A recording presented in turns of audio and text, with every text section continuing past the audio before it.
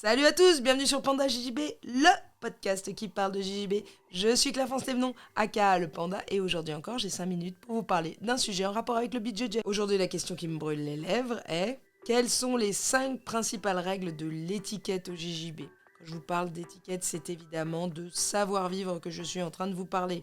Quelles sont les 5 règles de bon sens et de savoir-vivre qui sont absolument indispensables pour un jujitsuka? Si vous êtes ceinture blanche, c'est normal que ce soit une découverte. Si vous êtes ceinture noire, c'est un peu plus embêtant. La première règle doit vous sembler évidente, mais la première chose, c'est de venir dire bonjour. Le jiu-jitsu brésilien est une activité sociale qui se pratique en groupe, et il est donc indispensable de venir saluer, que ce soit les professeurs, vos partenaires d'entraînement ou, soyons fous, les employés du dojo dans lequel vous travaillez. Trop souvent, j'ai vu des académies où on vient serrer la main uniquement au gradé. Si vous le faites, sachez que vous avez été élevé dans une poubelle.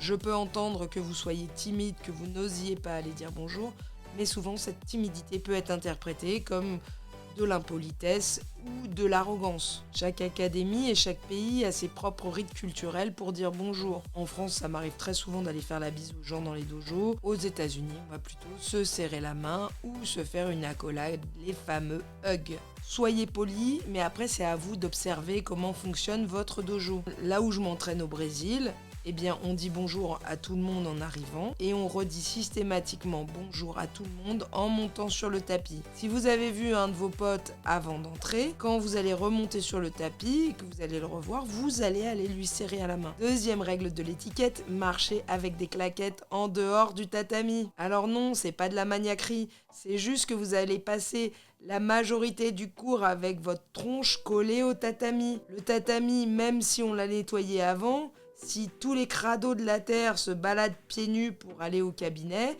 je vous raconte pas ce que vous ramenez sur vos pieds. Les mêmes pieds qui foulent le tatami et sur lesquels vous allez coller votre tronche. Par pitié, ne soyez pas un gros crado. Et vous verrez que dans toutes les académies où il y a des mecs qui ont eu des staphylocoques ou des trucs comme ça ramenés sur le tatami par des gens crados, ils vont vous regarder un petit peu sale si vous allez faire pipi pieds nus. 3. Venez avec une tenue propre. Oui, parce que vous allez être collé à l'autre, bien plus que sur un zouk. Donc le mec qui a juste fait sécher son kimono, vous avez le nez coincé sous son aisselle, je peux vous dire que vous allez taper, mais c'est pas à cause d'une soumission. Vous allez taper à l'odeur. La tenue, elle doit être lavée à chaque fois, comme le rash guard, en fait comme vos sous-vêtements. Et si vous ne lavez pas vos sous-vêtements tous les jours, s'il vous plaît, désabonnez-vous de cette chaîne. La 4e règle varie d'une académie à l'autre. Cette règle, c'est le fait de ne pas saluer des plus gradés que vous. Encore une fois, je vous parle d'étiquette et de code culturel. Dans beaucoup d'académies, ça ne se fait pas de saluer un plus gradé. Personnellement, je déteste cette règle et elle n'est absolument pas applicable dans mon dojo. Mais en ceinture blanche, moi, je me permettais d'interpeller des ceintures noires de loin en disant « Ouais, tu veux te tourner avec moi? Allez, viens, je vais t'éclater !» Et en vérité, ça se passait très bien parce qu'ils voyaient bien que c'était pour rigoler.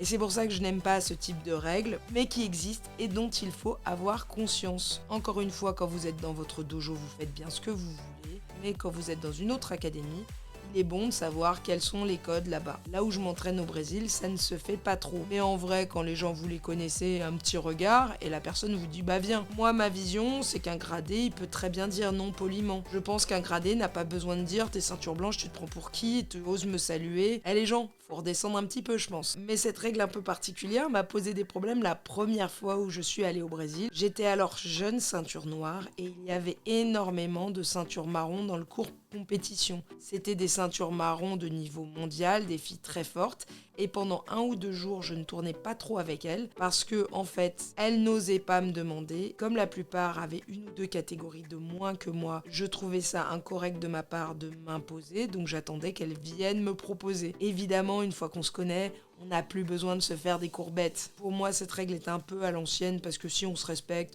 on peut très bien dire à une ceinture blanche, bah non, je vais pas tourner avec toi, y a pas de problème. 5e règle, expliquer la vie au gradé. Alors, notamment si vous êtes ceinture blanche, vous pouvez expliquer plein de choses au gradé. En ce qui concerne la vie, tout simplement, si vous êtes expert en fiscalité, vous pouvez leur donner des très bons conseils sur le sujet. Si vous voulez leur donner des conseils en jiu-jitsu brésilien, Bah, déjà, c'est extrêmement déplacé. Je fais une mention particulière sur ce qu'on appelle le mansplaining. Le mansplaining, c'est le fait qu'un homme explique à une femme quelque chose sur lequel elle est beaucoup plus compétente que lui. C'est quelque chose qu'on retrouve également en jiu-jitsu brésilien. Non, une ceinture bleue n'a pas à expliquer à une ceinture noire comment on fait du jiu-jitsu brésilien. Et pour avoir constaté qu'à très haut niveau, je parle de gens qui sont professionnels sur des ceintures de couleur, ceinture bleue, ceinture violette. En général, il y a un respect. Je n'ai pas vu de jeunes champions apprendre la vie au gradé. Un moins gradé peut tout à fait vous enseigner des choses en jiu-jitsu. Pour ma part, si je viens assister à un cours en tant qu'élève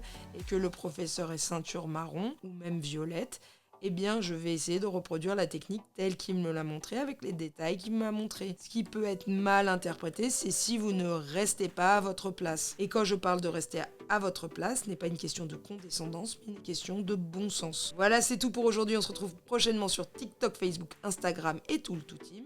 On se retrouve sur Panda JJB, le podcast qui parle de JJB.